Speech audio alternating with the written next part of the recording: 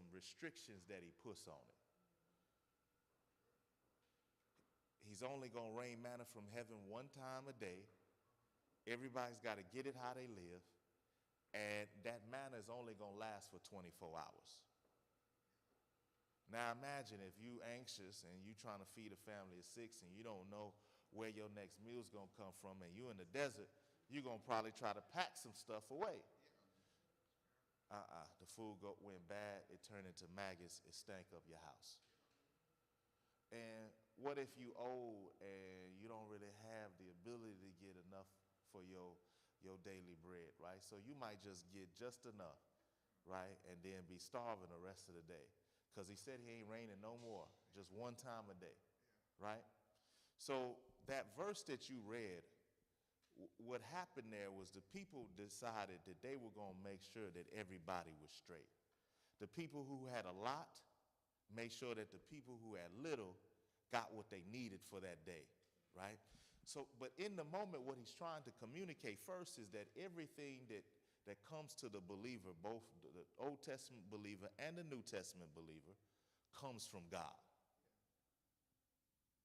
He's telling that story or using that verse to remind us that everything comes from God, that we have to have a stewardship mindset and not an ownership mindset. Yesterday, me and my wife sat down and I said, man, okay, the Lord has given us X amount of resources. Like, I have not said that in a while. Them my resources. That's how I move, that's how I operate. I'm just, right? And yesterday we had to say, no, this what comes into our bank account and the things that we have and the things we don't have, all that stuff, and our bodies and our souls and everything, those were given to us by the Lord. So that I am not the owner of those things. I am a manager. I've never made management.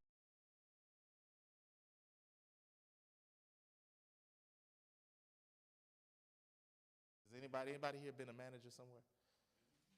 Yeah, man, see, look, man, God bless y'all. They always, at McDonald's, they had me on the cook, and they never promoted me, man. Nah, man, I don't know, man. I guess I'm not cut out for it, because there's a certain mindset that you gotta have. You have to act, you can't be over there playing and doing your thing and not paying attention to what's happening in the whole store, right? You've got to pay attention, and you're managing these resources as if they're your own. Because when they come, they don't want to hear, oh, well, it ain't mine, so I just know that, like, that's your job, to manage it and to distribute it and to make sure that everything's running as if the owner, right? You take the owner's vision and make it real. So, man, when we talk about resources or whatnot, man, here he's trying to help us to say, man, we got to move from ownership to stewardship, right? So what does that look like for you to be a steward and not an owner? Okay. Yeah, come on.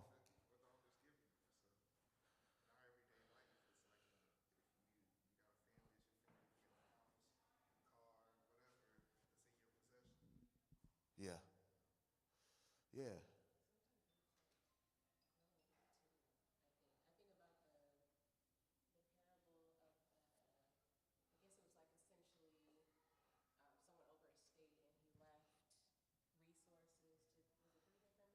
Yeah.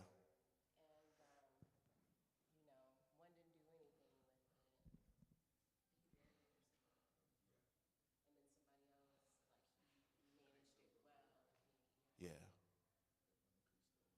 Yeah.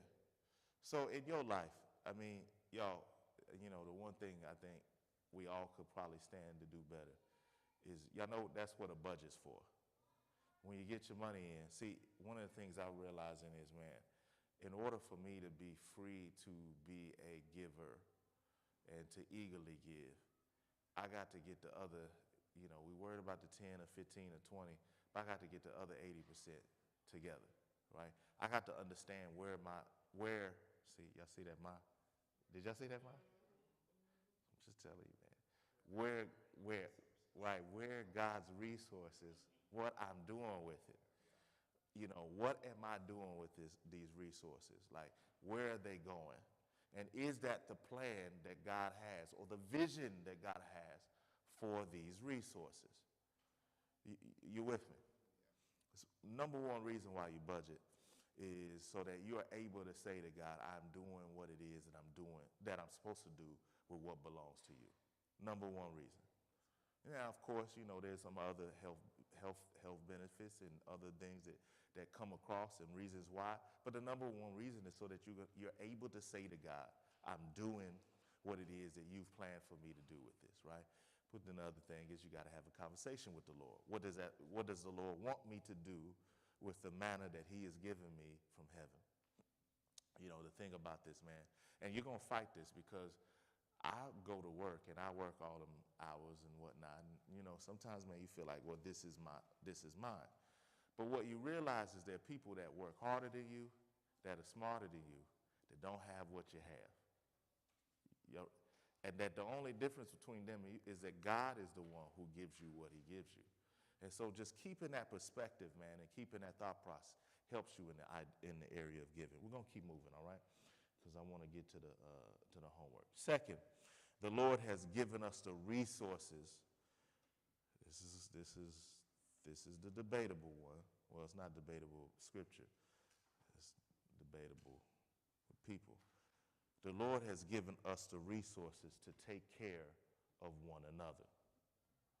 Look at verse 13. He says, of course, I'm reading from the New Living Translation. Of course, I don't mean your giving should make life easy for others and hard for yourselves. I only mean that there should be some circle, square, underline, equality. Right now, you have plenty and can help those who are in need. Later, they will have plenty and can share with you when you need it. In this way, things will be equal, right? So, he's referring back to that story again of Exodus, right? It rained manna from heaven. Some people got a lot, some people got a little. But the community, right, relied on one another to make sure they ate, right? It was God's resources. Some people could only get a little, some people got a lot, but it was on the community to make sure that the people who had a lot make sure that the people who had a little ate. That's why he uses that verse in Exodus 16:18. He says, and I'm just going to read it. He says, but when they measured it with an omer, whoever gathered, it's basically a 2-liter bottle, whoever gathered much had nothing left over, and whoever gathered little had no lack. Each of them gathered as much as he could eat, right? So that, he's using that to say that the church in Corinthians and the church in Macedonia, what they were doing when the resources that were, some of it was going to Macedonia, and then Jerusalem didn't have what they needed. But Macedonia was responsible for making sure that Jerusalem ate off of the resources that God had given them. Y'all with me? So, the word that often is used here is commonwealth. And I'm talking about specifically for the believers, right? God rains down, and some people get a lot, some people get a little, but it is to be used for the commonwealth of the community. Y'all with me? I know this is, y'all gonna think, the Panthers weren't the first person to think about these things, right? The Panthers were using real Christian principles, not this corporate stuff we be doing, right? That what I have is to be used for the benefit of the commonwealth. And here he says, because sometimes you're going to be in a situation where you're going to need the help, and they're going to help you. Y'all ever been in one of them? And so that there's reciprocal happening. Yeah, it's your time this time, right, to be able to give. But one day, God's going to make sure that when you get that $1 million and I need that Bentley, no, I'm for real. But here's the challenge though. We don't act like my money is our money. Is that?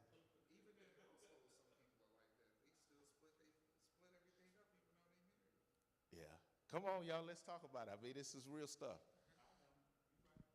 Yeah, my money is not our money, right? That ain't something we live with. That ain't how we think, right? Yeah, and rightfully so. I think. I mean, not everybody's a good steward of money. If I know I am and you not, I'ma control it and I got this. But even in relationships, there's always one person who's the man with the money. Right, right. Well, but okay. But here's the challenge. You might be the better manager, but you're not managing it for yourself. You're managing it for us. Right? Y'all see what y'all see? He's not saying, man, go give the poor person every dollar you have and let them squander it. No, there's a reason. See, and I think sometimes we miss that. There's a reason why he may have placed more in your hand than he places somebody else's hand. But that reason isn't for you to spend it on yourself. Listen, y'all, I'm You just give more to give for. right. Y'all with me? Talk to me, man, because I know this hard. This shook me right here, man. I was like, wait, because there's other places in Scripture, and I want to show you guys that, okay? Because this is not one you just gonna be able to. Because he says the idea here is that there may be equality, equity in the house, right? You know, it's funny. You know, we talk about liberals. They come up with all these words, right? Equity, equality. They got them words from the church, right? Because the church was the place where the commonwealth existed, where we made sure that people were taken care of, and that those people who were taken care of were placed in a position where they could take care of others. See, that's the other side of it. Let me show you right here. Ephesians 4 and 28. It's in the notes if you got them, or you can go to Ephesians 4 and 28. He'll say this. He'll say, let the thief no longer steal, but rather let him get a job, doing honest work with his own hands. Why? This is the why. So that he may have something, or she may have something to share with anyone in need, right? So that the role of the church was to get people. So there's three types of giving. Three types of help. I don't have time, but there's emergency help, right? And that's yeah, right. There's emergency help. An emergency is like an emergency, right? But then there's that help where, man, okay, it ain't an emergency because if it happened twice, it ain't an emergency. Y'all, come on, y'all. Right? If it's happening, more than one time, it's not an emergency. So we need to move to that next level of help, right? We need to teach you, and that next level is skill development. But we don't have time for that. But what I'm saying to you is the role of the church, and this is why I believe we should be doing the things we are doing, is our role is not just to give people things or give each other stuff, but to equip each other so that we can then have the ability to share when it's my turn. Maybe I'm out of work for 2 or 3 weeks and can't pay my bills, right? We should have the ability to say, all right, we're developing people such that we're taking them from the place where they don't have the resources to where they're able to be a resource, right? That's our role. Church is also economy, right? Like it is not just me, my four, and no more. God has given specific talents and specific abilities and talent, treasure, all of those things for the use of the building of the kingdom, right? And so that nobody who darkens our doors and spends time with us should ever be in a situation, unless they want to be, where they're not going from consumers to producers. Y'all with me? Questions? Come on, y'all. This is. I know this is tough. So talk to me. The old school church. I don't know if y'all ever heard of this dude named Gardner Taylor. He's a pastor out in New York. He just died. Well, not just died. He was 96 when he died, a few years ago. He got to Concord Baptist Church in New York, and he was there, I don't know, 4th or 5th pastor. And one of the things that he began to do outside of, man, here's the word and here's the message, and they went home, was he built, because he understood his community, they built a credit union. And that credit union stayed in existence for almost 60 years. That credit union was there because the people in the neighborhood wanted housing but couldn't find any, it's just like you want to get the house, but you don't have a loan. And back then they redlined you, and white folk weren't gonna give you no loan. So what did you need to do? Well, where would you go? So they took their resources and created a credit union so that if people wanted to buy in the neighborhoods that surrounded Concord Baptist Church, they could go and they could apply, and they would have the same opportunity that white people would have at a bank. And so it was from there that a lot of the folk who were longtime members of Concord Baptist Church got their housing. They got their loan from the credit union at the church. Y'all see what I'm saying? So like, man, the idea, and I know we don't talk like this because we want to say money over here and church over here, right? But honestly, man, I think for us to be what we are supposed to be in this particular neighborhood, like we're going to have to think, one, do what the scriptures say, first of all, and then we're going to have to think and pray strategically how we do that. It's partly why I'm doing the photography thing. Two reasons. One, I want to help people grow closer to the Lord, but I also want to give people a skill in this neighborhood, right? And so as the Lord is pushing me to say, hey, that garage I have back there that has, instead of parking 2 cars in there and just letting them cars rot, why not pull that stuff out and use that as a studio?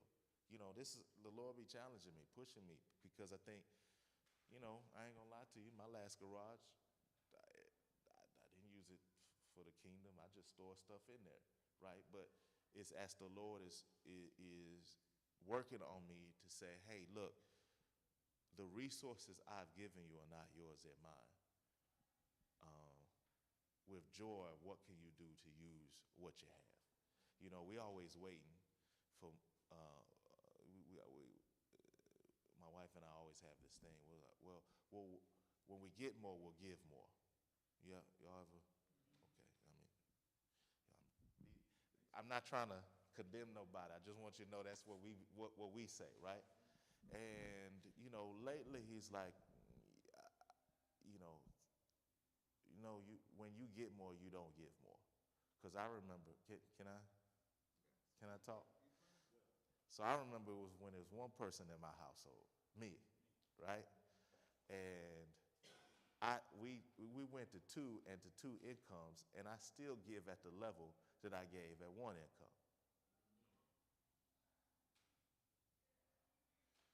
Probably even less when I look at it by percentages, right? Because I'm like, oh, I got this bill, I got that bill, I got more bills, right? But but I had in the beginning an opportunity to sit down and say, what is it that the Lord wants us to do with what he's given us? And I didn't take that opportunity. So now I'm in year 5, I'm married, year 5, and now I'm having to start over. Because I didn't do it from the beginning. I just picked up more bills and more stuff and more whatever, and then now I'm doing less with what I feel. I feel like we're doing less with what the Lord has given us than we were doing 5 years ago.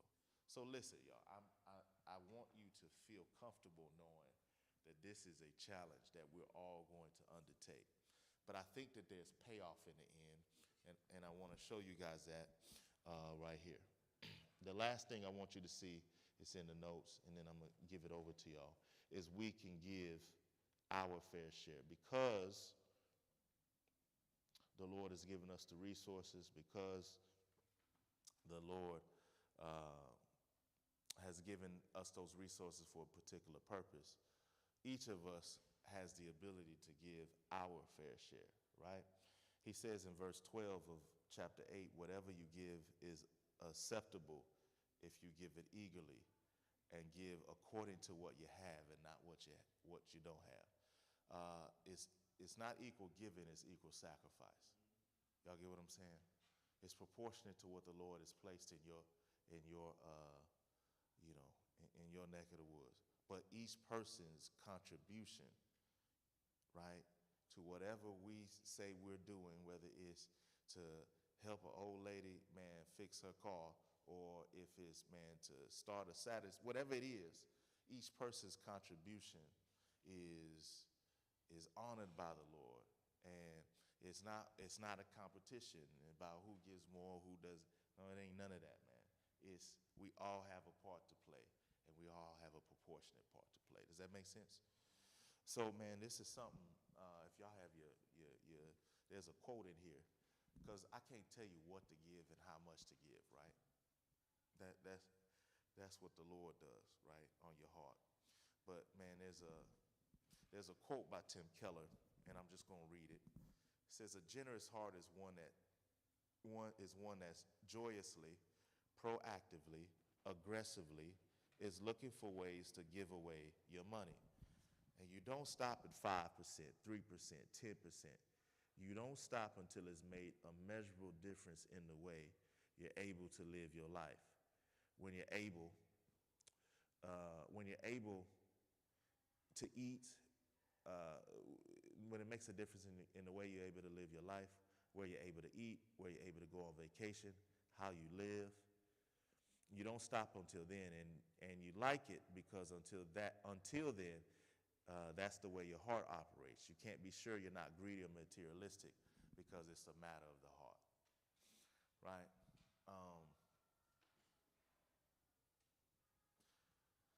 So that giving is willingly, joyously, proportionately, and trustingly, right? I'm using trustingly as a word because I think, for me, I think sometimes, man, this is where I kind of miss the road here. Because you can give willingly, you can give joyously, you can give proportionally, but you might not be giving in trust in God, right? So let me give you an example. So the health and wealth people say you give because of what the Lord's going to do in your future, right? Y'all done heard that, right? So if I give you 100, he's going to give me 100-fold. Now, I don't necessarily think that's untrue. I just think I can't promise you that. Do y'all hear what I'm saying? See, the health and wealth people promise you that and can't promise you what the Lord's going to do, right? But then the real strict conservative Christian folk will say, no, you can't do that. You give because of what the Lord has done for you, right? And you give out of gratitude. Well, I think that's not necessarily wrong either, but it ain't necessarily right either because I don't give to make up for what God has done for me. That would mean I owe God a debt, which I do not. It is grace, right? But here's the reason why you would give, or here's the chief reason why you would give. You give because the Lord has given you enough for your daily bread now. You trust. Let me give you an example.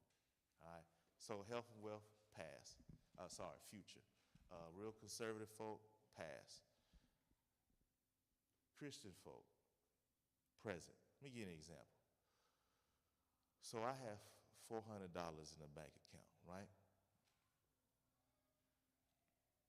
I'm using real examples. This was we trying to chop all our debt and all our stuff, and so I'm literally down to, I'm almost on E. I had 400. So I had 400. This was Sunday. Was it Sunday? Monday, right? And usually when I get to that point, I feel an anxiety because I know the next big bill means I ain't gonna have nothing. And I typically don't allow my car or my bank account to get to E. Just, I don't know, this creates an anxiety. I don't know if you've ever been anxious. You know what I'm talking about, right? So I had a request. Need some help, and I need some help now. You ever had one of them? It's like, you know, you get paid Tuesday, because I get paid Tuesday. Well, we get paid Tuesday. So I got to learn, But it's her check, but we get paid, okay? All right. We won. Right. We won. We won. Oh, The state man. of Texas, we won too. Right, okay. So We get paid, right? But the need is a now need. And usually I'm like, man, got you on Tuesday, right? And reason why, and I started to figure out the reason why is because the Lord said to me in that moment, you eating? Yeah. You got food in the fridge? Yeah. You got gas in the car? Yeah. So you got all your needs today. Will you trust me enough to help today?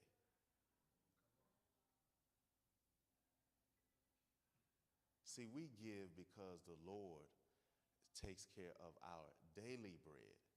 So in that moment, I had a decision to make. Do I actually trust God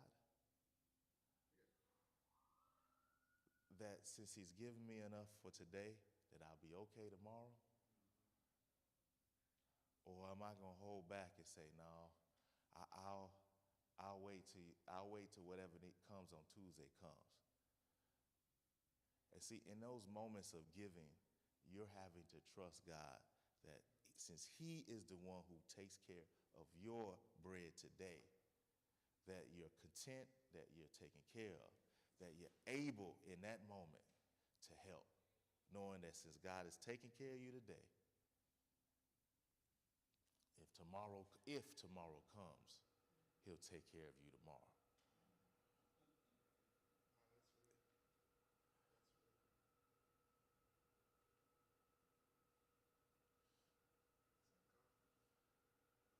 It's living in the moment. It's being there. Filling the fields of, man, God, you have me. You took care of me. You are taking care of me. And putting me in a position where I can take care of somebody else. See, that's why giving, I think, helps us, because it helps us to learn how to trust God today. Amen. All right, y'all. So here's the thing. Oh, here's the homework, or the today work. It's hard to know how the Lord wants you to help somebody unless you know those somebodies. Y'all with me? Because, when upwardly mobile people usually go to church with upwardly mobile people or usually hang with upwardly mobile people. So they're never in positions to have real conversations about what the real needs are because everybody be pretending, right? But the church is not a place where we have to pretend, right? We can be honest and vulnerable and say where we are so that then we can be helps to one another. So what I want to do today is give you guys an opportunity to talk to one another about who you are and what some of your needs are. And they don't have to all be financial. Everything can't be fixed with a check. But it might be able to, but some things can, right? Okay, well, hey, listen. All right. So what I want to do today, all right, this is first time ever. We ain't never done this before. Find somebody in this room and have a conversation about what your needs are. You can skip the pleasantries or whatnot. And then pray about what the Lord will do. And vice versa. So for some people, it might be financial. For some people, hey man, I need whatever it is. I don't want to get in the way of the Lord, because I think, man, this community became stronger because they knew what the needs of each other were, and they knew that there was something that God had given them that would be of a benefit to create equality within the community. My goal, as this church grows and as we grow together as a community, is that there'll be equality, equity within our church. I ain't talking about people like not pulling their weight. That's not what I'm saying. Y'all hear what I'm saying? Because we can help those people by putting them in a position that they can give, whatever. Y'all feel what I'm saying? So a layered approach to it. But at the end of the day, I want there to be equity in the pews, all right? So let me give you guys an opportunity to talk. You can choose however you want to do it, however you want to direct it. You gonna get in this conversation too. You about to go get my wife and the kids, and we're gonna talk, okay? And find somebody, y'all. And listen, don't be ashamed to tell people what you need. We talked about that last week. Right?